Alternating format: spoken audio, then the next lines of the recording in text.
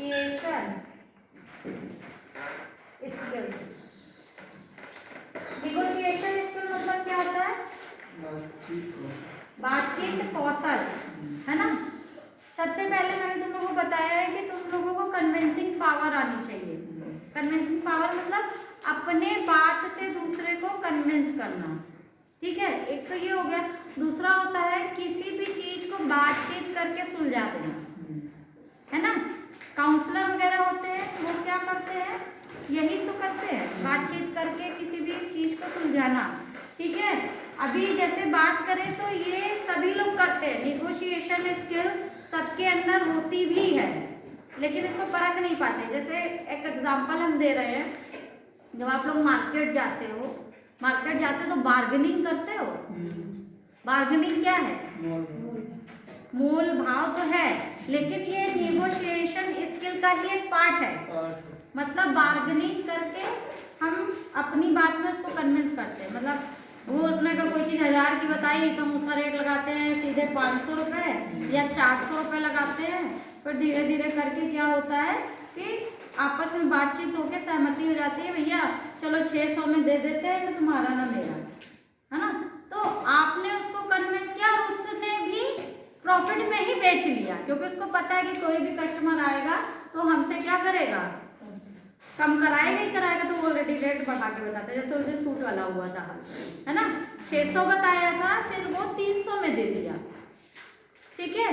तो इसी तरीके से होता है, बार्गेनिंग भी इसी का एक पार्ट है। अब बात करें, ये निगोशिएशन स्किल हर जगह काम आती है। किसी का आप डिवोर्स वगैरह देखो हो रहा हो तो उसको जज लोग इजीली डिवोर्स होने नहीं देते, तलाक जो है आसानी से होने नहीं देते हैं।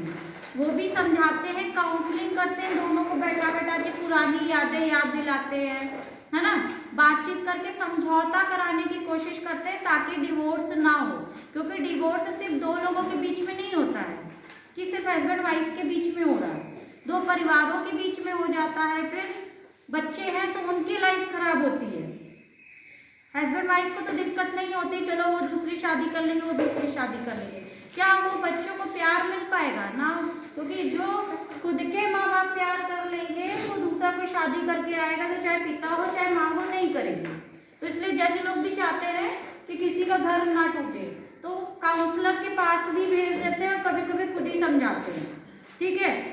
इसी तरीके से जब हम कहीं वर्क करते हैं तो निगोशिएशन स्किल उसमें भी काम आती है। मीटिंग वगैरह अरेंज कर रहे हैं तो किस बात पे हमें चर्चा करनी है, अपने बात से कैसे कन्विंस करना है, कैसे समझाना है, ये सारी चीजें आपके निगोशिएशन स्किल के अंतर्गत आती है। क्लियर है?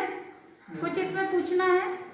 इसमें आपको पहले से तैयारी करनी पड़ती है, प्रिपरेशन करनी पड़ती है कि किस मुद्दे पे हमें बात करनी है, हमारा लक्ष्य क्या है ना, उस पर क्या रिजल्ट आने वाला है, किस चीज़ के लिए अगर वो पॉइंट बोलेंगे तो उसको हम हैंडल कैसे करना, मतलब अगर वो किसी चीज़ का ऑब्जेक्शन कर रहे तो उसको हैंडल करना। सारी चीज़ों पे पहले एक विचार विमर्श किया जाता है, जो भी निगोशिएशन स्किल होने वाली है, बातचीत होने वाली है, समझौता होने वाला है कि हम किन किन मुद्दों पे बात करेंगे, कैसे बात करेंगे, सबकी प्रिपरेशन वगैरह हमें पहले से करनी होती है, तभी हम जाके कुछ काम कर पाते हैं।